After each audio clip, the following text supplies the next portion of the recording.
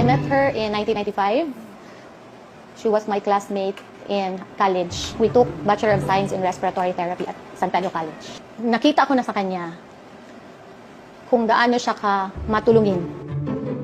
As an RT student, we do the nebulization sa mga asthmatic. There are really patients na hindi talaga afford. So, hindi na ma-nebulize. So, pupunta siya sa head ng pulmonary department. May sample tayo na nebule. So, pag meron, ibigay. Sara spent 4 years of law school at the San Beda and her final year in San Sebastian. Ang alam ko talagang magdodoktor. Kaya nga nag-medical eh. Especially when her mom got sick, she was really there. I don't want to be separated with my mom. That's why I built my house beside her house. Sarah is authentic. Kita mo, hindi siya always nagsasalita. But when she talks, she means it.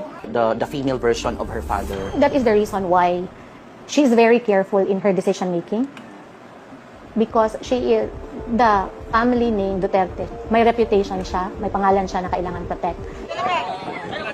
Hindi nakikita ng lahat ng tao yung tulong na ginagawa niya.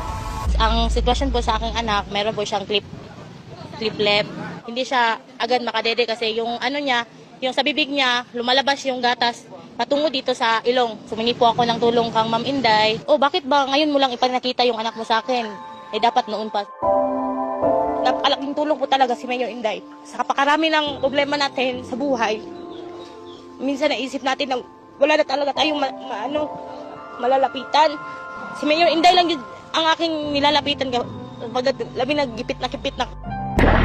Gusto ko sanang lumapit kayo ng Sara ng personal kung maaari. Sabi ko, nakita ko yung ID ko sa kanya. Kung saan ako ng disgrasya, sinabi ko lahat. He was operated in Manila for 4 times.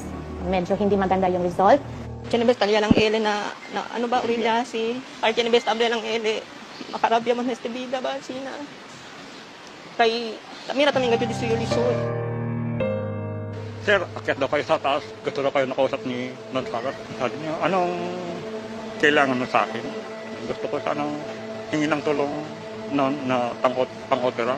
Huwag ka nag-alala, sasagutin ko yung gagastusin mo. Mga 800 to 900,000 na ang nagastos ni Mayor.